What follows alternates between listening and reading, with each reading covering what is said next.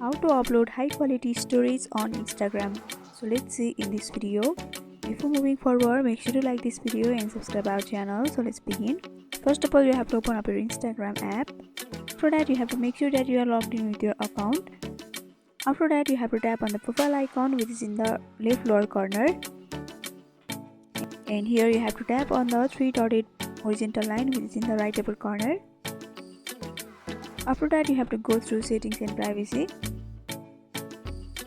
Here you have to scroll down below until you find data uses and media quality option, so tap on that.